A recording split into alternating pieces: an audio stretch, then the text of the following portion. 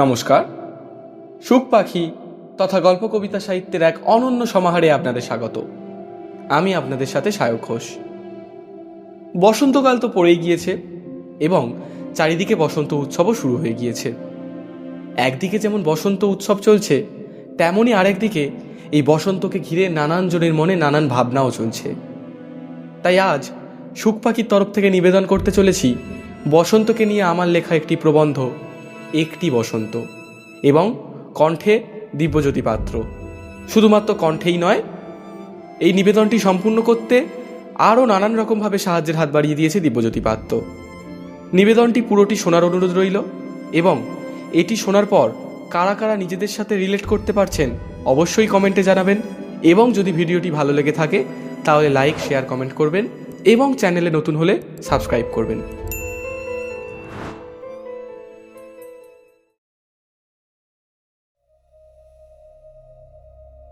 আচ্ছা শ্রীরূপা, বসন্তের রং হলুদ কেন? না মানে শুনেছি বসন্তে প্রাণ ফিরে পায় গাছপালারা। গাছ তো বেশিরভাগই সবুজ, হলুদ গাছ গোনা কয়েকটা ছাড়া কি আর আছে বলো? আচ্ছা গাছের কথা ছাড়ো, শুনেছি তো বসন্তে প্রাণবন্ত হয়ে ওঠে গোটা প্রকৃতি।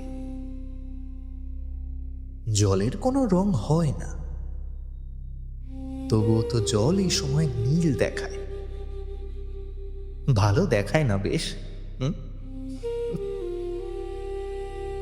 এই হ্যাঁ, ভালো কথা মনে পড়ল, বসন্তের নাকি প্রধান বৈশিষ্ট্য কোকিলের কুহু। আচ্ছা, সে কোকিলও কি হলুদ? বসন্তের দক্ষিণা বাতাস কেই বা পছন্দ করে না বলো? কিন্তু সে বাতাসের কোনো কোনো রং কি দেখাতে পারবে আমায়? তবে কেন কেন তুমি আমায় বলেছিলে বসন্ত উৎসবে হলুদ পড়বে? কিন্তু আমি বলবো কেন বলেছিলে। বসন্ত যে শীতের শেষ, গ্রীষ্মের শুরু। সূর্যের সোনালি আভার শক্তি সঞ্চয়ের তো সময় শুরু হয় এখন থেকেই। আমার আমার খুবই মনে পড়ে বুঝলে, আমার জীবনটা ছিল কোনো এক অজ্ঞাত উপগ্রহের মতো। তুমি আমায় চাঁদ বানিয়েছিলে, তোমার সোনালি আভায় রাঙিয়েছিলে আমাকে। আমি ছিলাম শুকনো মাটি, তুমি তাতে সূর্যমুখী পলাশ হয়ে ফুটে উঠেছিলে। নিষ্পাপ আরতি শিখা হয়ে ফুটে উঠেছিলে তুমি তুমি আমার মধ্যে। এই কারণেই বুঝি বসন্তের রং হলুদ বলা হয়।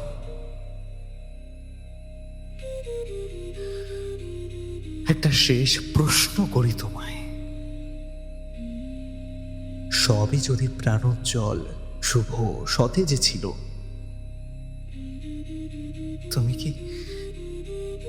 তুমি কি থেকে যেতে পারতে না? তুমি পারতে না সূর্যের সোনালী রংকে মেঘের আড়ালে যাওয়া থেকে আটকাতে? তুমি পারতে না ঋতু শেষে সূর্যমুখী পলাশের গাছ উপড়ে ফেলা আটকাতে?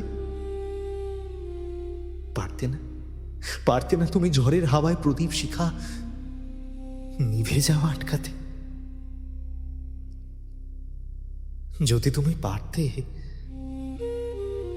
তাহলে কিন্তু আমি শুধু তোমার স্বপ্নেই তোমার সঙ্গে কথা বলতাম না। আমি আবার সামনের বসন্ত উৎসবে আমার ওই হলুদ পাঞ্জাবিটা পরে আমি আবার তোমার সামনে যেতাম, সযত্নে তোমায় বুঝিয়ে দিতাম তুমি আমার সূর্যালোক, তুমি আমার পলাশ আর সূর্যমুখী, তুমি আমার দ্বীপের শিখা, তুমি আমার বসন্ত।